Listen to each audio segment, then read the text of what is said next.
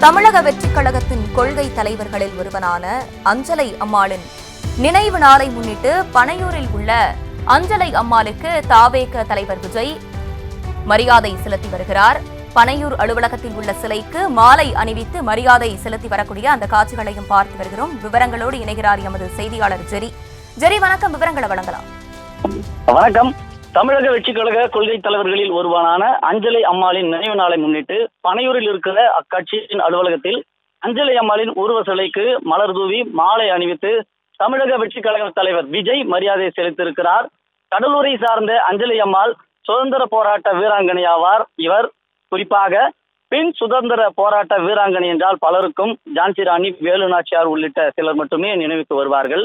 ஆனால் வயிற்றில் குழந்தையை சுமந்த போது சற்றும்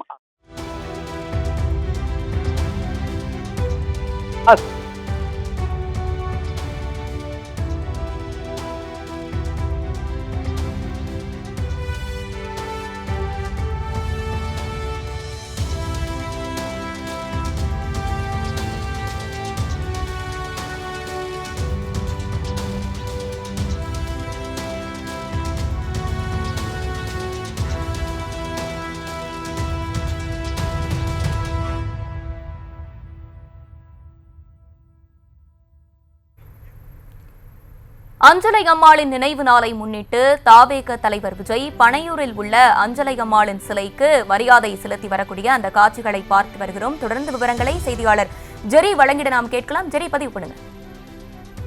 வணக்கம்.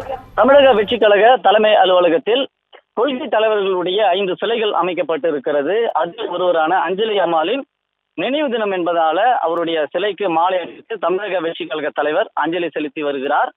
கடலூரை சேர்ந்த அஞ்சலி அம்மாள் சுதந்திர போராட்ட வீராங்கனை ஆவார்.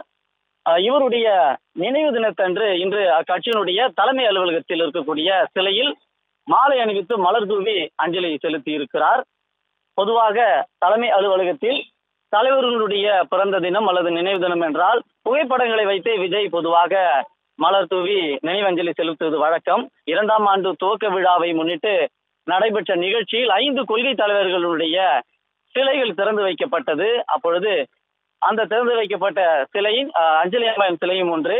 இன்று அவர்களுடைய நினைவு தினம் என்பதனால கொள்கை தலைவர்கள் ஒருவரான அஞ்சலி அம்மாவுக்கு மாலை அணிவித்து மலர் தூவி விஜய் நேரிலே அலுவலகத்திற்கு வந்து அஞ்சலி செலுத்தி இருக்கிறார். அந்த காட்சிகளையும் நம்மால் பார்க்க முடிகிறது. விவரங்களுக்கு நன்றி ஜெரி.